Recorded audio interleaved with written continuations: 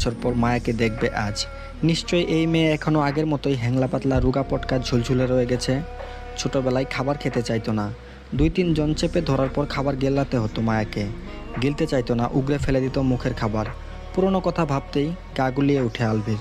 ছি, কি বিশ্রী দেখতে লাগতো তখন মায়াকে। দেখলেই বমি চলে আসতো। খাবার মুখে পুরে দিয়ে মুখ চেপে ধরে রাখতে হতো, তাহলেই খাবার গিলতো মায়া। পরনের পোশাক একটু সময়ের মধ্যেই নোংরা করে ফেলতো। একটু কিছু হলেই গলা ছেড়ে কেঁদে টেঁদে পুরো বাড়ি মাথায় তুলতো। পানি পেলে সেই পানি ফ্লোরে ফেলে লেটা দিয়ে বসে থাকতো পানির উপর। সর্দি লাগতো 2 দিন পর পর। নাক মুখে কি হাল করে রাখতো। ছি ছি, এখনও এই মেয়ে বোধহয় আগের মতোই রয়ে গেছে। শরীর ঝাঁকি দিয়ে সোজা হয়ে বসে আলভি।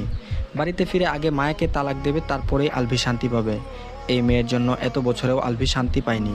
খাচ্ছন্নি মেয়ে একটা। 11 বছর আগে রেখে যাওয়া নিজের মাতৃভূমি তাকিয়ে তাকিয়ে দেখতে থাকে।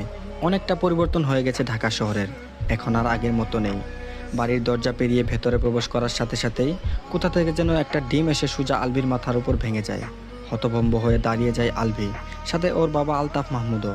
আলভি বোঝার চেষ্টা করে ওর মাথা আর মুখের উপর এমন আঠালো গন্ধযুক্ত কি পড়লো। সানগ্লাস সরিয়ে নিচের দিকে তাকাতেই দেখে ভাঙা ডিম পায়ের নিচে পড়ে আছে, আর ওর পুরো মুখ শার্ট ডিম দিয়ে নষ্ট হয়ে গেছে। নিজের এমন অবস্থা দেখেই চিৎকার করে ওঠে। ওর এক চিৎকারে সবাই এসে হাজির হয় ড্রয়িং রুমে। আলভি সামনের দিকে তাকিয়ে দেখে অতিমাত্রায় সুন্দরী এক রমণী কাচুমাচু মুখ করে দাঁড়িয়ে আছে। দেখা মাত্রই